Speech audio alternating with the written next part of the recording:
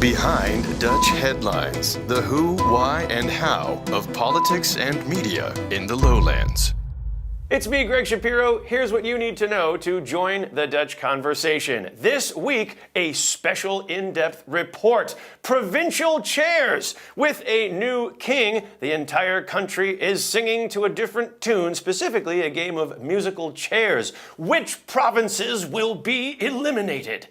Our first headline, Dutch cabinet announces plans to reduce the number of Dutch provinces. What's behind the headline? Well, of course, the Dutch government is responsible for economizing wherever they can. And one of the central elements of the Regeerakkoord, or the plan of the current Dutch coalition, is to reduce the number of provinces from 12 down to a smaller number.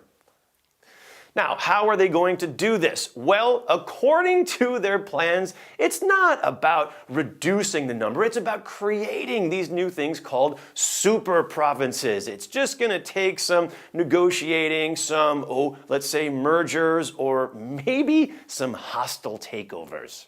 Now, so far the man with the plan is the Minister for Binnenlandse Zaken, or Home Affairs, Ronald Plasterk of the Labour Party. Is he the right man for the job? Normally the Labour Party is not the one pushing smaller government, but the Labour Party has been for years in charge of Amsterdam, where they've tried this plan already. There used to be 14 different city districts, or stadsdelen, in Amsterdam, but a few years ago they narrowed it down to just 7. For example, Oud-West and Westerpark joined with a couple other ones to become just West. Apparently they've saved so much money doing this that now they want to try it on a grand scale.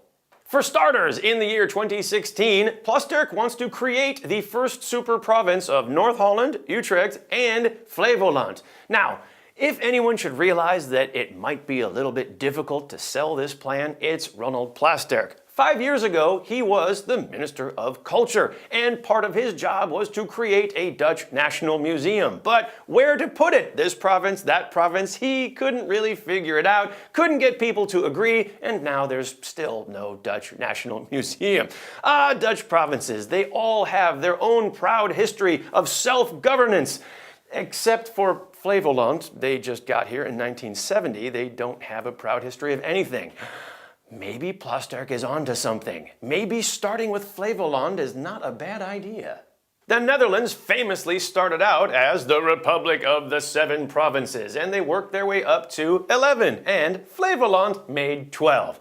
But last hired, first fired. What we need here is some way to do this fairly. The Dutch love their reality shows, so why not have a contest to keep your own name or be merged into a super province? Now, we can have Ronald Plasterk on the jury, but we all know he's a bit of a softie. Let's call him the good cop. What we need is a bad cop in the number 2 slot. Someone who's not afraid to make the tough calls. Someone who's got brass balls. Someone like Donald Trump, who's not afraid to say, "You're fired." Now, for the 3rd slot, we need a 3rd member of the jury who's passionate about the Netherlands, but also a bit of an outsider. Someone who's not afraid to tell it like it is. I nominate me. Starting next week, we'll kick off a recurring segment in which we invite every province into the room and let them argue why they should keep their name. We call it the Choice of Holland. Until then, I'm signing off. Greg Shapiro here saying thank you very Dutch. Behind Dutch headlines.